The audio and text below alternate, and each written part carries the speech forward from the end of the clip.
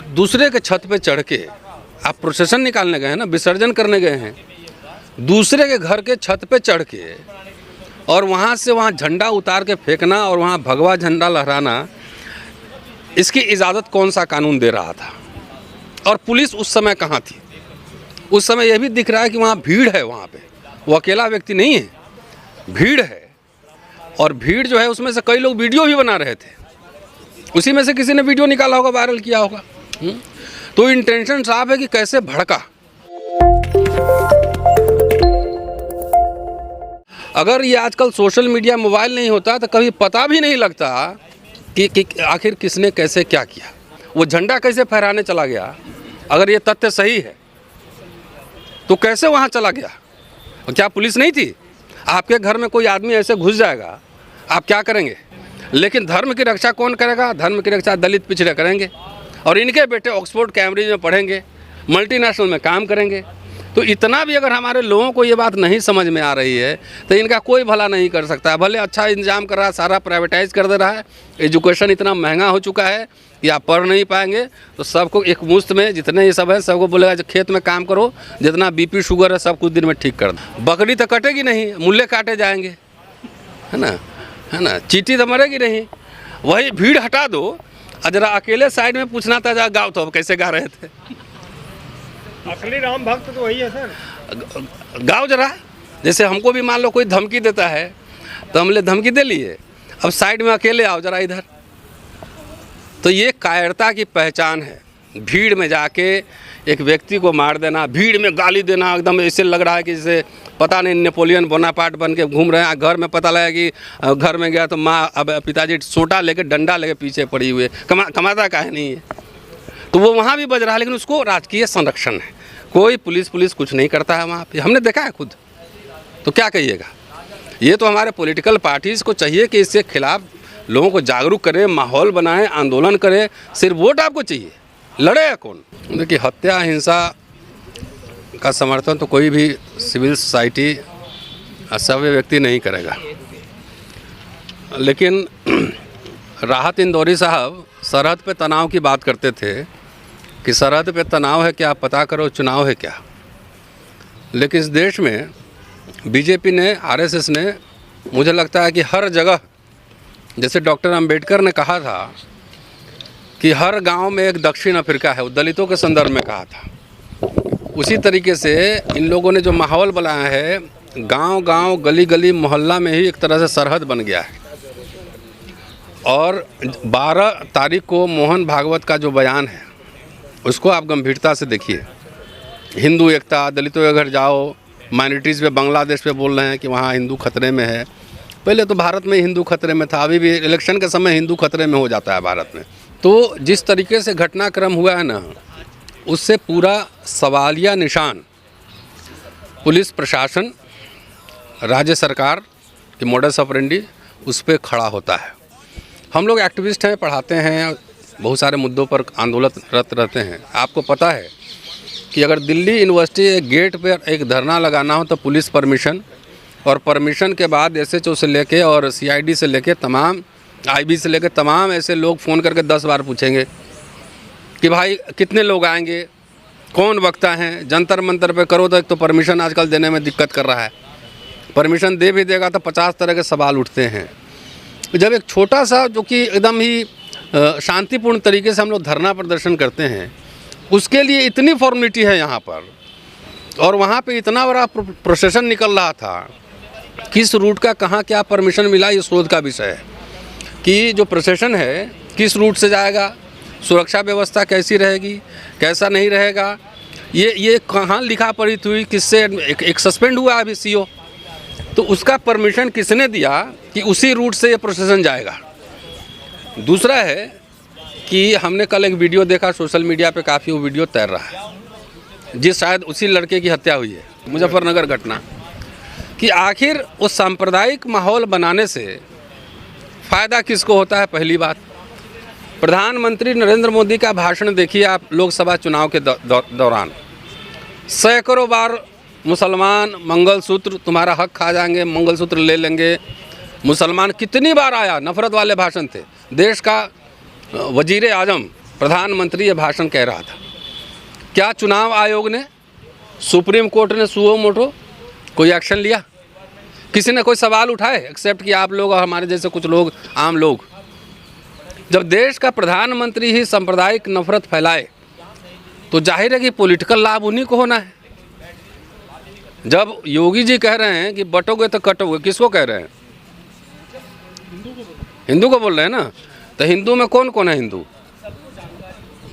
दलित भी होगा, पिछड़ा भी होगा, जाटव होगा, वाल्मीकि होगा, यादव होगा, कुर्मी होगा, जाट होगा, यही सब ना होगा। दलित पिछड़ा। भागवत साहब भी कह रहे हैं कि भाई दलितों के यहाँ जाओ, उससे आत्मीयता बढ़ाओ। चुनाव के समय तो दलित के यहाँ जाते हैं खाना खाने या बिस्लेरी का पानी लेके। हम तो बार बार इस दलित समाज को कह रहे हैं कि कभी अपने घर पे इनको मत बुलाओ। बोलो कि चुनाव के समय ही आए हो तो कम से कम अपने घर पे मुझे बुलाओ, अपने सोफा पे बैठाओ, अपने वॉशरूम का इस्तेमाल करने दो, अपने डाइनिंग टेबल पे खिलाओ, तब न समरसता बनेगी। तो सर नरसिंहानंद जी, एक मिनट ठहर जाइए, अभी पूरा कंप्लीट ही कह देता हूँ, उसके बाद सवाल का आपके पास सवाल नहीं रहेंगे फिर। तो ये जाति व्यवस्था ही कहाँ सोर्स क्या है? मनुस्मृति है ना। तो मनुस्मृति किसके खिलाफ लिखा गया है? मुसलमानों के खिलाफ लिखा गया है? नहीं, ईसाइयों के खिलाफ लिखा गया है। किसके खिलाफ लिखा गया है? किसके बारे में लिखा गया है? खिलाफ छोड़ दीजिए, तो वो हिंदुओं के बारे में ही लिखा गया है। तो आज चाहे योगी साहब, चाहे मोहन भागवत ये कह दे कि हम मनुस्मृति को नहीं मानते, तब जाने वो हिंदू महिलाओं के बारे में लिखा गया, उसमें हिंदुओं के बारे में लिखा गया है कि किसको क्या खाना चाहिए, किसको क्या पहनना चाहिए, किसका काम क्या है, किसको कितनी सज़ा मिलनी चाहिए। तो जिस हिंदू की बात कर रहे हैं एकता की, तो कम से कम आप जो यहाँ हाथरस हुआ था, भागवत साहब तो उस पर नहीं बोले, योगी जी उस पर नहीं बोले। बच्चा जो है मटका से पानी पीता है उसको मार देता है, मोहन भागवत उस पर नहीं बोले। घोड़ी पे चढ़ने पे पीट देता है, मार देता है। अधिकारी, पुलिस अधिकारी को भी पुलिस का प्रोटेक्शन लेना पड़ता है अगर दलित अधिकारी है तो, उस पर तो भागवत नहीं बोले। बुलेट पे चढ़ने पे किसी को टेंशन हो जाती है, इस पर तो नहीं बोलते हैं। तो ये पूरा राजनीतिक प्रायोजन है कि इलेक्शन जब आएगा तो एकता की बात होगी। हम चाहते हैं ये बटा हुआ है ही हिंदू समाज, और इसकी जड़ें धर्मशास्त्र में है। ये मैं थोड़ी कह रहा हूँ, उनका धर्मशास्त्र ही कह रहा है। बाबा साहब ने विस्तार से लिखा है। ये बांटने वाला और कोई नहीं, वही शास्त्रकार लोग हैं जिन्होंने शास्त्र लिखा है। ये ऑलरेडी बटा है, और बटा है तो कुछ नहीं भैया, इनके अधिकार दे दो, तब हिंदू एकता की बात करो। अधिकार तो दोगे नहीं, पीटों को भी इलेक्शन के बाद पिटाई शुरू हो जाती है। इलेक्शन तक जो है ना मरहम लेके सब घूमता रहता है, कहाँ है हिंदू एकता लगाओ भाई, ये सबको ज़रा बरनौल लगाओ थोड़ा सा, कहीं कहीं जला हुआ, पिछली बार पीटे थे।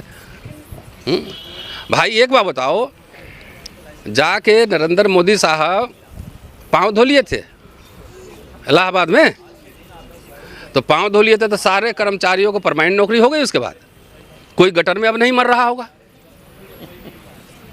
सबको परमानेंट हो गई होगी ना। सफाई कर्मी को ही परमानेंट हो गया होगा, संविदा पे नहीं होगा, 8,000 10,000 पे काम नहीं कर रहा होगा। तो इस समाज को समझना चाहिए ना कि जो जितना झुके, हमारे गुरुजी समझाते थे कि जो जितना प्यार से बात करे थोड़ा सावधान रहिएगा। जो जितना झुके, गोल मोल मीठा मीठा बात करे, उससे सावधान रहिएगा। मैं तो ये कह रहा हूँ कि जो बहराइच अभी चुनाव 10-9 पे अभी घोषणा हुई है ना, उपचुनाव, इस चुनाव के समय ही ये सब एक तरह से प्रायोजित है, ये मेरी समझ है। नहीं तो इतनी बड़ा सूबा है उत्तर प्रदेश, इतना बड़ा पुलिस महकमा है, वो कंट्रोल नहीं हो सकता था। यहाँ आप हम लोग एक रैली निकालते हैं, दिल्ली यूनिवर्सिटी में आइए, गेट पे हम लोग 100 लोग बैठे रहते हैं, 300 पुलिस फोर्स रहता है वहाँ। और इतनी बड़ी रैली है, आप जानते हैं कि जिस मोहल्ले से गुजर रहा है वो किसी अन्य संप्रदाय का मोहल्ला है, वहाँ भीड़ में गाली गलौज हो सकता है, उल्टे पुल्टे नारे लग सकते हैं। तो प्रशासन क्या दूरबीन लेकर देख रहा था कि होने दो? योगी जी का आदेश तो आ गया है ना कि मतलब सख्ती से निपटा जाएगा। किससे निपटेंगे ये भी आपको नहीं बोले होंगे ना? ये नहीं, वो नहीं बोले हैं ना, आप बात समझिए। किससे ये नहीं बोलेंगे? हाँ, अच्छे दिन आएंगे कभी नहीं बताएंगे, है ना। अच्छे दिन आएंगे कभी नहीं बताएंगे। वो पूरा आप दिल्ली में प्रोटेस्ट होता है, सारा वीडियोग्राफी होता है, हम लोग भाषण करते हैं, वीडियोग्राफी था पुलिस का। तो वहाँ पे इतना बड़ा प्रोसेशन था, उसकी वीडियोग्राफी है। क्या स्लोगन्स बोले गए, क्या गाली गलौज किए गए, कोई बोला? हाँ? कोई है उस पर कोई चर्चा है? अब क्या हुआ नहीं हुआ आप लोग के सामने है, और मैं समझता हूँ कि जब जब चुनाव होंगे, इसलिए कम से कम न्याय पसंद लोग और दलित पिछड़ों को तो इससे दूर ही रहना चाहिए, इससे दूर ही रहना चाहिए। अपने बच्चों को पढ़ाओ उड़ाओ यार, ऐसी नौकरी वोकरी ख़त्म हो रहा है ना। नहीं तो ये RSS बीजेपी वाले ना सबका शर्ट उट उतार देंगे, खेत में काम करवाएंगे जाके। चुनाव में कुछ असर पड़ेगा इस घटना का? अब देखिए, अब क्या कहे, नेता लोग बताएंगे, लेकिन हम लोग तो लोगों को आगाह कर रहे हैं भाई, आगाह हो जाना कि ये चुनाव के समय ये सब होता है ना। हिंदू कुछ नहीं, जातियों का समूह है, यही हिंदू है। हिंदू टर्मिनोलॉजी भी 19वीं सेंचुरी का है। ये कहाँ धर्मशास्त्र में कहीं हिंदू लिखा हुआ है? ये सब ढकने के लिए, चादर ओढ़ाने के लिए है। दलित पिछड़ो, अपने आर्थिक, सामाजिक, शैक्षणिक जो उत्थान के काम है उस पर लड़ो। किसी भी बड़े आदमी का बेटा, किसी मंत्री का बेटा, किसी बड़े धनाढ्य का बेटा जो धर्म की रक्षा का दावा ठोक रहे हैं, लोगों कह रहे हैं धर्म की रक्षा करो, उनका बेटा किसी धर्म की रक्षा करने रैली में गया है, पहले ये बता देना मुझे। इतना समझने के लिए काफ़ी है। तभी भी तुम्हारे आंखें नहीं खुल रही है तो तुम्हारा कोई भला नहीं कर सकता है। किसी बड़े आदमी, मंत्री का बेटा, MP का बेटा धर्म की रक्षा करने गया है रोड पर? नहीं, वो किसानों पे ट्रैक्टर चलाने, जीप चलाने ज़रूर पहुंच जाता है। ये पता है ना कि याद दिलवाऊँ फिर, वो जीप चलाने ज़रूर पहुंच जाएगा। वो जिससे पूछिए ना कि नहीं बजा सकते, वो सिलेक्टेड लोग बजा सकते हैं, सिलेक्टेड नहीं बजा सकते हैं। एक कहावत है अंग्रेजी में, show me your face I will show you the rules. अपना चेहरा दिखाइए, उसी हिसाब से कानून बताऊंगा। तो उसी तरीके से जात बताओ, नियम बताएंगे, धर्म बताओ, नियम बताएंगे। तो इनसे आप अपेक्षा क्यों कर रहे हैं? आप गोलवलकर जो है वो इनका संविधान एक तरीके से, आप जाके उसमें पढ़िए ना, मुसलमानों के बारे में क्या लिखा है, ईसाइयों के बारे में क्या लिखा है, कम्युनिस्टों के बारे में क्या लिखा है, दलितों के बारे में, दलितों के बारे में क्या। दलित तो क्या हिंदू है बेचारा अभी, हैं? वो एक हनुमान अभी बैठे हुए हैं, हनुमान बीच बीच में उछल कूद मचाते हैं, लेकिन वो अगर रिजर्वेशन ख़त्म हो रहा है तो पासवान लोग का मिलेगा क्या?